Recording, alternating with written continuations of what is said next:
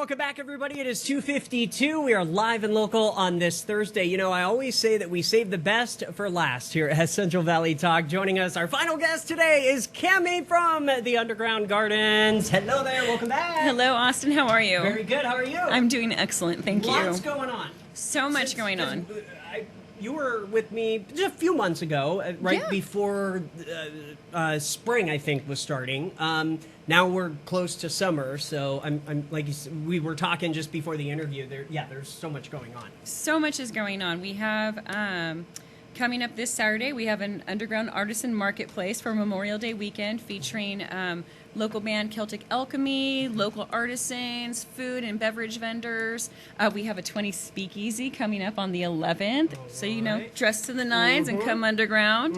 And we've got other events that we're going to be doing later on once it cools down again. Yeah, I know. Now, when you go underground, it's about 10 degrees cooler? Is that what it's at usually? You got it. It's okay. About 10 to 15 depending. So okay. Most of our tour is about 10 feet underground, which gives us a 10-degree temperature difference. Lowest point, though, is about 20 feet underground, so we see about 15 to 20 degrees difference. So when we hit that 110, we're still about 90, 95 at that lowest level, but hey, it's something. It's we were just looking. We've got two air conditioners going on in here, and it's 81. So it's kind of hot in here, but it is still better than outside right now, where it's 99. Well, in this past winter, as you know, we shut down during the off-season, December, January, February, to do restoration work. So one of the things that we did is actually redid the insulation in our ballroom, so it actually keeps it even cooler in the ballroom. So our underground events, like our speakeasy, will even be cooler than it was previously. You know, I have a friend who is super excited. Apparently, she took part in the vendor fair. Oh, excellent! Who? It was her name.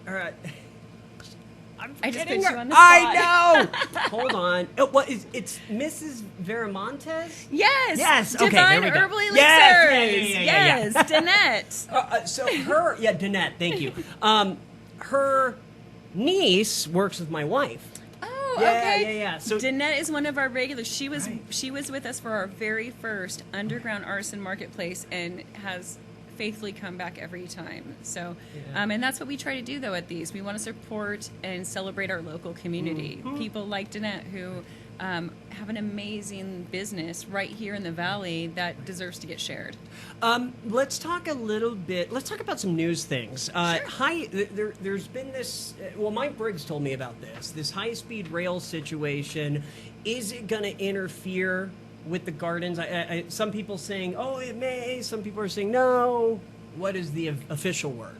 So the high-speed rail itself is not going to impact us. Okay. The committee has been amazing with working with us and making sure that vibrations, noise, any of that is not going to affect us. The only thing that will affect us is during the construction. As anyone who has been out to see us knows, we only have street parking available at this point in time in front of us on Shaw or on one of the side streets, so Cornelia or Forestiere. So unfortunately, the high-speed rail, what they're constructing is going to impact our parking on Cornelia and part of Shaw. Okay. So we are the family, the Forestiere family, is trying to work with the city to see if we might be able to work out some permitting to get a parking lot or something else. The city has been amazing with working with the family right now, so that's still a work in progress. So I cannot say anything for sure there. But the rail itself will have no impact on the gardens. Okay, that's Fortunately, good. we have so much. I cannot tell you, Austin, how much local support we have. Good. The community, the city, county, everyone is so supportive of the gardens. Well, they know how important it is. Which It makes me good? me very happy. Right, but so with community support, we're not in any kind of danger. And like I said, I'm very thankful the city and county are working with us on trying to figure out how we can get the parking situation resolved. Okay, perfect. Well, keep us posted on that. I will, absolutely, always. Anything else going on? Anything I missed? Anything you wanted to talk about this time around? You know, we've been really focusing on doing our guided tours. We actually changed up our tours a little bit from last season. Okay. One of the owners, Mark Forestiere, has actually been doing restoration work over the last 6 months on restoring one of the archways and one of the passageways that we have. Which is that his what would that be like? How is he related?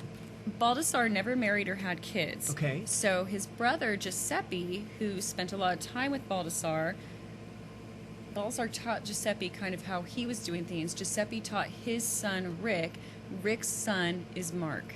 And so Mark is restoring just the way that he was taught by his father, who was taught by that's interesting. by his what father a story. and then by Baldassar. So and it's very amazing. It's a labor of love. Mark does this in his spare time. He's got a full-time job. But we're really excited at the Gardens to be able to showcase and show our guests that we are actively still doing restoration. Their tour money, the money they spend in the gardens, literally comes right back into the gardens. So hours of operation going into the summer. So we are planning to be open 7 days a week, 9 to 3 by reservation. Okay. Reservations can be made up to 2 weeks in advance from the website. However, within 24 hours, people do need to call to see what's still available. Okay. We are weather permitting, though, and that doesn't just include rain. Sometimes, if it's too ridiculously hot. Exactly. Yeah. And you know how it is. Sometimes we get fires, and sometimes that smoke, the underground, it settles. So then we start to fear for our guests' safety and their health, and we have to close. Yeah. So, but fingers crossed, we won't have any fires this year. Oh gosh, I know, right? Oh. Fingers crossed. Fingers crossed, for sure. Thank you.